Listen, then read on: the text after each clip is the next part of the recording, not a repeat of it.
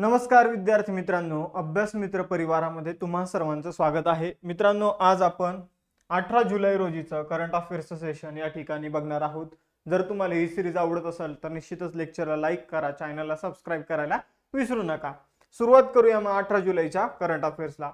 बघा, आजच्या लेक्चर मधील जो पहिला प्रश्न आहे तो काय आहे, तर जुलै 2025 मध्ये भारतातील पहिलं डिजिटल नोमॅड व्हिलेज कोणत्या राज्यात स्थापन झालं? तर बघा मित्रांनो, पहिले हे समजून घेऊ की डिजिटल नोमॅड व्हिलेज काय असतं। तर असं गाव तयार करायचं ज्या ठिकाणी वीज 24 तास असणार, जिथे वायफायचं कनेक्शन तुम्हाला रेग्युलर बघायला मिळणार, जिथे प्रॉपर रस्ते किंवा आपण म्हणूया पायाभूत सुविधा ज्या आहे त्या तुम्हाला बघायला मिळणार। तर असं व्हिलेज तयार करायचं आणि असं व्हिलेज जे आहे तर ते निसर्ग सानिध्य जे आहे तर ते चांगलं असलं पाहिजे। आजूबाजूला वातावरण जे आहे तर ते एकदम व्यवस्थित वातावरण असलं पाहिजे। मग ज्या लोकांना वर्क फ्रॉम होम घरून काम करायला आवडतं त्या लोकांनी काय करायचं, तर अशा निसर्गरम्य ठिकाणी जायचं जिथे ते पर्यटनाचा सुद्धा अनुभव घेऊ शकतात आणि तिथं जाऊन आपण जर बघितलं काम सुद्धा करू शकतात। मग तिथं तुम्ही रेंटने राहू शकतात अशा गावामध्ये किंवा मग तिथं घर सुद्धा घेऊ शकतात। तर अशा प्रकारचं भारतातील पहिलं नोमॅड व्हिलेज जे आहे तर ते सिक्कीम मध्ये बनवण्यात आलेलं आहे। सिक्कीम मध्ये त्याचं अलीकडे उद्घाटन सुद्धा झालेलं आहे। तर आपण जर बघितलं सिक्कीमच्या पाकयोंग जिल्ह्यातील याक्तेन गाव जे आहे, याक्तेन गावाचं नाव काय आहे तर याक्तेन गाव जे आहे तर ते भारतातील पहिलं नोमॅड व्हिलेज जे आहे ते बनलेलं आहे। मग nomad village work from home करणाऱ्यांसाठी एकदम भारी उपक्रम आहे। आपण जर बघितलं तर या उपक्रमाचा उद्देश दूरस्थ काम करणाऱ्या व्यक्तींना म्हणजे वर्क फ्रॉम होम अशा प्रकारे काम करणारे जे व्यक्ती असतात, व्यावसायिक असतात, त्यांना शांत, हिरव्या आणि तंत्रज्ञानक्षम वातावरणात काम करण्याची संधी उपलब्ध करून देणं हा या व्हिलेजचा मुख्य उद्देश आहे। बघा, भारतातील पहिल्या घडामोडीशी संबंधित प्रश्न होता। सगळ्यात पहिल्या घडामोडी 2025 मधील बघून घेऊया। मिझोरम हे भारतातील पहिले पूर्ण साक्षर राज्य बनलं आहे। त्याचबरोबर जर बघितलं भारतातील पहिलं क्वांटम कम्प्युटिंग व्हिलेज जे आहे तर ते अमरावती आंध्र प्रदेशमध्ये स्थापित करण्यात आलेलं आहे। बँक ऑफ महाराष्ट्रने पंचवटी एक्सप्रेस मध्ये एटीएम बसवलेला आहे ना, असं करणारी ती पहिली बँक बनली आहे। रेल्वेमध्ये तिने एटीएम बसवलेला आहे। सुदर्शन पटनाईक हे फ्रेड डॅरिंग्टन सँड मास्टर पुरस्कार 2025 मिळवणारे पहिले भारतीय आहे सुदर्शन पटनाईक, जे वाळूचे वेगवेगळे स्ट्रक्चर जे आहे ते बनवतात। भारतीय सैन्याने पहिल्यांदाच फायर FPV कामिकाझी ड्रोन म्हणजे अशा प्रकारचे ड्रोन की ज्याच्यावर विस्फोटक लादलेले असतात आणि ते डायरेक्ट जाऊन टार्गेटला हिट करून तिथं स्वतः सुद्धा आत्महत्या करतात आणि समोरच्या टार्गेटला सुद्धा नष्ट करतात। तर अशा ड्रोनची आपण चाचणी कुठे केलेली आहे तर पठाणकोट पंजाबमध्ये। देशातील पहिल्या स्वदेशी MRI मशीनची दिल्लीच्या एम्स मध्ये आपण चाचणी केली आहे। त्यानंतर लखनौ उत्तर प्रदेशमध्ये जर आपण बघितलं भारतातील पहिली रात्री सफारी जी आहे सुरू करण्यात आलेली आहे कुकराईल या ठिकाणी। भारतातील पहिलं पाण्याखालील संग्रहालय आपल्या सिंधुदुर्ग मध्ये तयार केलं जात आहे। यासाठी INS गुलदार आपण त्या ठिकाणी बुडवलेलं आहे। IIT मद्रासने भारतीय रेल्वेच्या सहकार्याने भारतातील पहिल्या हायपरलूप चाचणी ट्रॅकची इथं चाचणी घेतलेली आहे। भारताने चंद्राच्या दक्षिण ध्रुवाचा नकाशा सर्वप्रथम बनवलेला आहे। इस्रोने हा नकाशा बनवलेला आहे।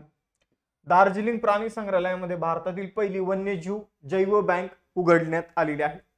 स्वतंत्र भारतातील समान नागरी संहिता लागू करणारं उत्तराखंड पहिलं राज्य बनलं आहे। आणि सिक्कीम मधील सोरंग जिल्ह्यात भारतातील पहिले सेंद्रिय मत्स्य पालन क्लस्टर सुरू करण्यात आलेला आहे। दुसरा प्रश्न, जागतिक युवा कौशल्य दिन 2025 कधी साजरा केला जातो? तर जागतिक युवा कौशल्य दिन जो आहे मित्रांनो हा 15 जुलैला सेलिब्रेट केला जातो। आपण जर बघितलं तर रोजगार, उद्योजकता आणि वैयक्तिक विकासासाठी आपण जर बघितलं जागतिक युवा कौशल्य दिन साजरा केला जातो।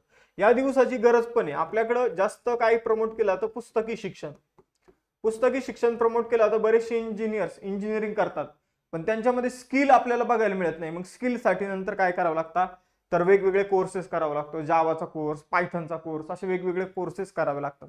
मग आपण जर बघितलं आपल्या शाळा कॉलेजमध्ये तशा प्रकारचं आपण म्हणूया की कौशल्य स्किल बेस्ड एज्युकेशन नाहीये आणि याला प्रमोट करण्यासाठी 15 जुलै हा जो आहे जागतिक युवा कौशल्य दिन म्हणून सेलिब्रेट केला जातो. मग याची थीम काय आहे? Youth empowerment through artificial intelligence and digital skill. तर अशी या वर्षीची थीम आहे. पुढे जाऊया. जून 2025 मध्ये ICC ने पुरुष खेळाडू ऑफ द मंथ म्हणजे men's player of the year, men's player of the month म्हणून कुणाची निवड केली आहे? तर बघा, एडन मार्क्रम याची ICC म्हणजे इंटरनॅशनल क्रिकेट काउन्सिलने प्लेयर ऑफ द मंथ किंवा मॅन ऑफ द मंथ म्हणून निवड केली आहे. आता ही निवड त्याची का झाली? कारण ICC टेस्ट चॅम्पियनशिप जी आहे ती साऊथ आफ्रिकेने जिंकलेली आहे. त्यामध्ये मोलाचं योगदान जे आहे तर ते एडन मार्क्रमने दिलेलं आहे. म्हणून त्याची जून महिन्यासाठी ICC player of the month किंवा men's player of the month म्हणून निवड करण्यात आलेली आहे. त्याचबरोबर या जून महिन्यासाठी महिला खेळाडू म्हणून कुणाची निवड करण्यात आली? तर जून महिन्याची बेस्ट महिला खेळाडू ठरलेली आहे वेस्ट इंडिजची हेली मॅथ्यूज. बघा, हे दोन नावं तुम्ही लक्षात ठेवा जून महिन्यासाठीचे. पुढे जाऊया चौथा क्वेश्चन. आता ही इन्फॉर्मेशन बऱ्याचशा जणांना वाटत असेल की आपण का नाही घेतली. आपण ऑलरेडी हे मी तुम्हाला सांगितलेलं आहे की दक्षिण आफ्रिकेच्या एडन मार्क्रमला त्याची उत्कृष्ट कामगिरीसाठी जून 2025 महिन्यासाठी सर्वोत्तम पुरुष खेळाडू म्हणून घोषित करण्यात आलं. म्हणून रिपीट त्याच गोष्टी सांगितलेल्या नाही. पुढे जाऊया. जुलै 2025 मध्ये चौथा क्वेश्चन. जगातील सर्वात मोठ्या डिजिटल कॅमेऱ्याने कोणत्या देशाच्या वेरा सी रुबिन वेधशाळा येथे विश्वाचे निरीक्षण करण्यास सुरुवात केली आहे? तर वेरा सी रुबिन वेधशाळा चिलीमध्ये आहे. या चिली देशामध्ये जर आपण बघितलं तर जगातील सर्वात मोठा डिजिटल कॅमेरा बसवण्यात आलेला आहे. हा कॅमेरा 3200 मेगापिक्सलचा कॅमेरा असणार आहे. हा जो काही कॅमेरा आहे हा 3200 मेगापिक्सलचा कॅमेरा आहे. आपण जर बघितलं तर चिलीतील व्हेरा सी रुबिन वेधशाळेमध्ये हा बसवण्यात आलेला आहे. या डिजिटल कॅमेऱ्याला LSST कॅमेरा म्हणून सुद्धा ओळखला जातं. Legacy survey of space and time camera म्हणून सुद्धा ओळखला जातं. ज्याचा उद्देश संपूर्ण विश्वाचा तपशीलवार आणि सखोल अभ्यास करणं हा आहे. याची क्षमता मी तुम्हाला सांगितली 3200 मेगापिक्सल एवढी आहे. एकाच वेळी आकाशाचा खूप सारा भाग हा कॅमेरा कॅप्चर करू शकतो. पाचवा क्वेश्चन आहे. जुलै 2025 मध्ये कोणत्या देशाने पहिल्यांदाच आंतरराष्ट्रीय क्रिकेट परिषदेच्या म्हणजे इंटरनॅशनल क्रिकेट काउन्सिलच्या विश्वचषकासाठी पात्रता मिळवून इतिहास रचला आहे? तर पहिल्यांदाच आपण जर बघितलं तर इंटरनॅशनल क्रिकेट काउन्सिलच्या विश्वचषकासाठी पात्र ठरलेला देश आहे इटली. तर इटलीच्या क्रिकेट संघाने पहिल्यांदाच ICCचा जो काही वर्ल्ड कप होणार आहे त्यासाठी इटली हा पहिल्यांदाच पात्र ठरलेला आहे. बघा, इटलीने पहिल्यांदाच ICC विश्वचषक स्पर्धेसाठी पात्रता मिळवून क्रिकेटच्या इतिहासामध्ये एक नवीन इतिहास रचलेला आहे. इटलीने ICC पुरुष T20 विश्वचषक 2024च्या पात्रता फेरीत चांगली कामगिरी केली आणि त्यांची पात्रता फेरीमध्ये निवड झालेली आहे विश्वचषक खेळण्यासाठी. पुढे जाऊया. ICC बद्दल जाणून घेऊया. इंटरनॅशनल क्रिकेट काउन्सिल ICC हिचं पहिल्यापासूनच ICC नाव नव्हतं. हिची स्थापना 15 जून 1909 मध्ये करण्यात आली. तेव्हा तिचं नाव होतं इम्पेरियल क्रिकेट कॉन्फरन्स. हिचं नाव पुढे जाऊन 1889 मध्ये चेंज झालेलं आहे इंटरनॅशनल क्रिकेट काउन्सिल. अध्यक्ष आहे जय शहा, CEO आहे संजोग गुप्ता, मुख्यालय आहे दुबई या ठिकाणी. 108 देश ICC चे सदस्य आहे. पुढे जाऊया. सहावा क्वेश्चन. भारत पहिल्यांदाच तलिस्मन सेबर 2025 द्विपक्षीय लष्करी सरावात सहभागी होणार आहे. त्याचं आयोजन कुठे आयोजित केला जात आहे?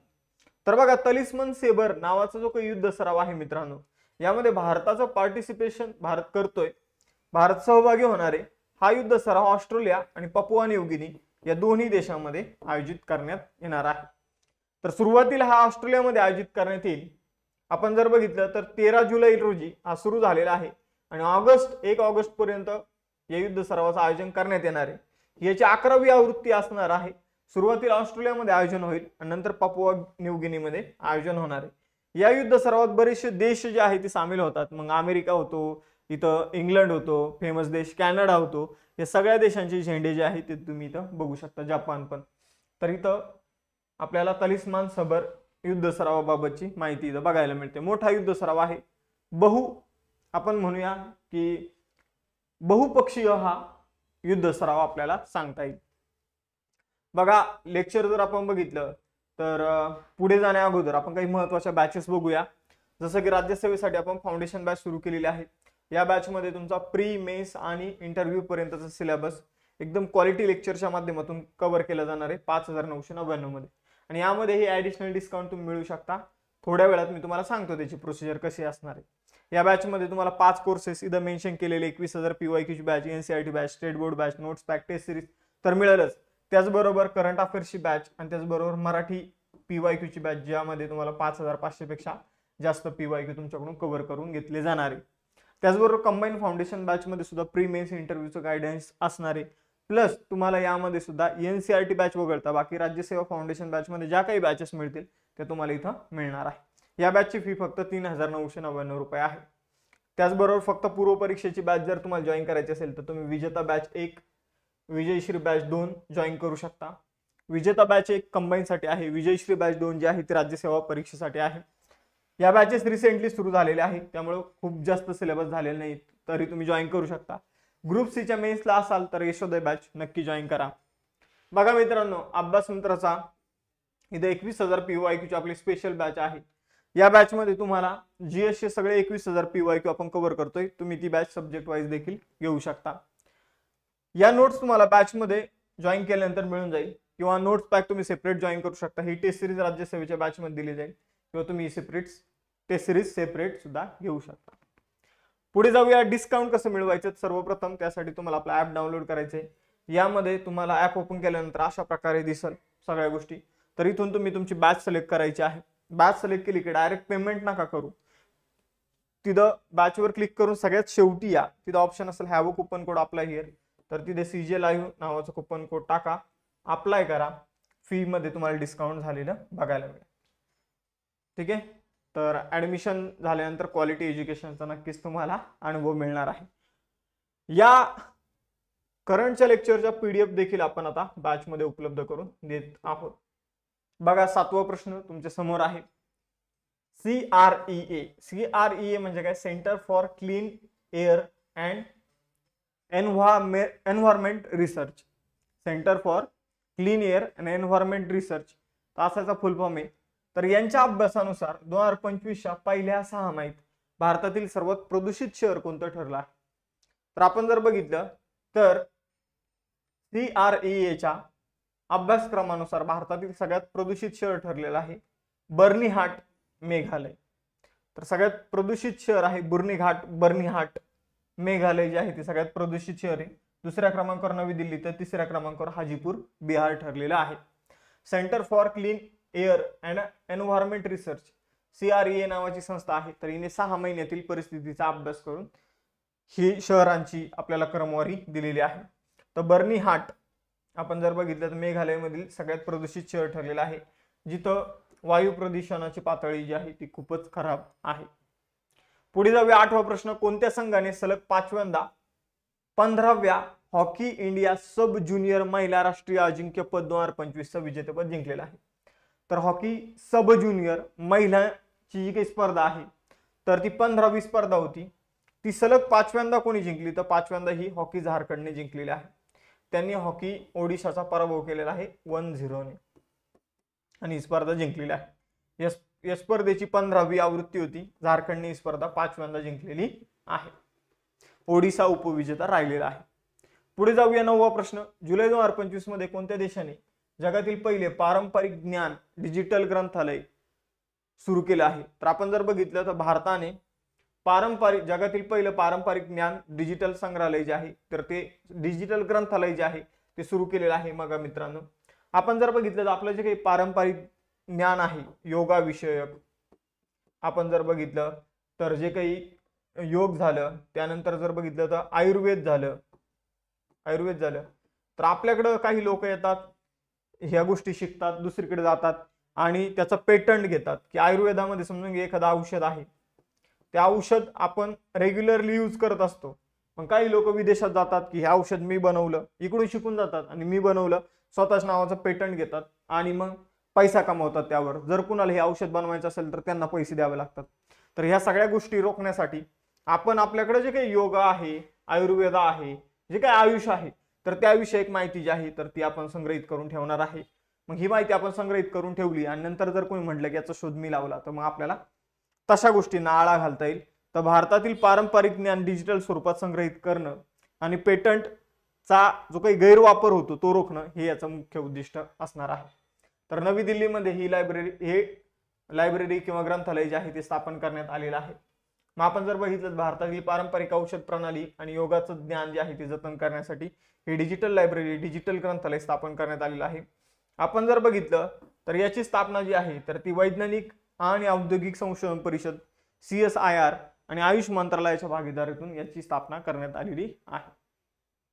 10वा क्वेश्चन तुमच्यासाठी, जुलै 2025 मध्ये नेपाळमध्ये हेम बहादूर मल्ला पुरस्कार 2080 कोणाला प्रदान करण्यात आलेला आहे? तर हेम बहादूर मल्ला पुरस्कार जो आहे तो कल्याण श्रेष्ठ यांना प्रदान करण्यात आलेला आहे. कल्याण श्रेष्ठ नेपाळचे माजी मुख्य न्यायाधीश आहे. त्यांनी जे काही न्याय व्यवस्था बळकट करण्यासाठी आणि कायदे व्यवस्था बळकट करण्यासाठी जे काम केलेलं आहे तर त्यासाठी त्यांना हेम बहादूर मल्ला पुरस्कार 2080 प्रदान करण्यात आलेला आहे. हे इतकं इम्पॉर्टंट नाही पण तरी पण आपण बघितलेलं आहे. पुढे जाऊया, 11वा प्रश्न इम्पॉर्टंट आहे. मुख्यमंत्री माणिक सहा यांनी जुलै 2025 मध्ये शक्तीपीठ पार्कची पायाभरणी कुठे केली? तर शक्तीपीठ पार्क जो आहे तो गोमती त्रिपुरा मध्ये बनवलेला आहे.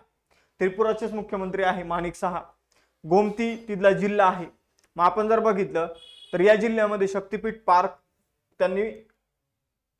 पार्क ते बनवणार आहे. म्हणजे आपण जर बघितलं तर धार्मिक पर्यटनासाठी तिथे एक मंदिर आहे बघा मित्रांनो. आपण जर बघितलं तर त्रिपुरामध्ये उग्रतारा नावाचं मंदिर आहे आणि त्या मंदिरापाशी हा पार्क बनवला जाणार आहे.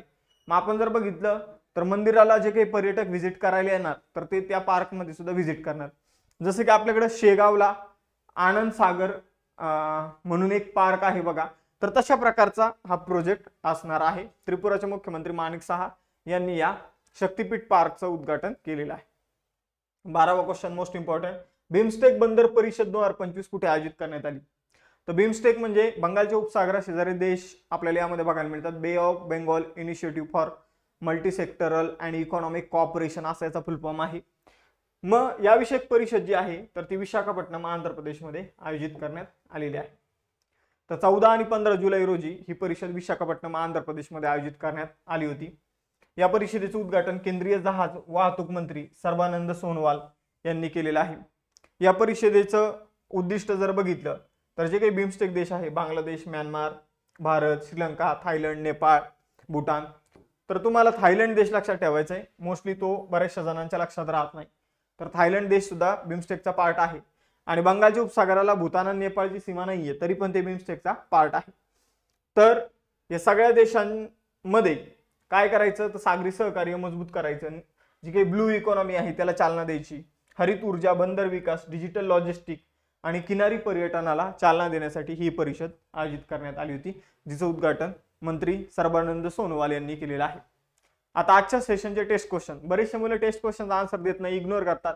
पण तुम्ही परीक्षेमध्ये जेव्हा तुम्हाला मी काय करत असतो, लेक्चरच्या सगळ्यात मोस्ट इम्पॉर्टंट क्वेश्चन जे आहे तर हे तुम्हाला इथं देतो. मग आपण जर बघितलं तर हे जर तुम्ही आता आन्सर करत राहिले तर तुम्हाला हे लॉंग टर्म साठी लक्षात राहील. नाही तर मग काही दिवसानंतर जे काही आपण बघतो ते हळूहळू धुसर होत जाणार आहे. तर तुम्हाला सुद्धा मेहनत करावी लागणार. एक तर हे नोट डाऊन करून घ्यायचं हे टेस्ट क्वेश्चन, नाही तर मग इथं तरी आन्सर करत चला. डिजिटल नोमॅड व्हिलेज म्हणजे काय हे थोडक्यात सांगा आणि भारतातील पहिलं डिजिटल नोमॅड व्हिलेज कोणतं आहे? वेरासी रुबिन प्रयोगशाळा कोणत्या देशात आहे? आणि बिमस्टेक बंदर परिषद कुठे आयोजित करण्यात आली होती? रिसेंटली आता आपण हा क्वेश्चन बघितलेला आहे. तर या 3 क्वेश्चनचा उत्तर तुम्हाला द्यायचं आहे. जर तुम्हाला आपले लेक्चर आवडत असतील तर तुम्ही आपली बॅच जॉईन करू शकता. तिथं CJ Live नावाचं कुपन कोड यूज करा आणि टॉप क्लास एज्युकेशन, क्वालिटी एज्युकेशनचा अनुभव घ्या. टेलिग्राम चॅनल, इन्स्टाचं पेज आहे ते फॉलो करायला विसरू नका, कारण लेक्चरचे नोटिफिकेशन तुम्हाला त्या ठिकाणी मिळणार आहे. थांबूया आपण इथं, भेटूया नेक्स्ट सेशनमध्ये. चलो बाय बाय एव्हरीवन, जय हिंद.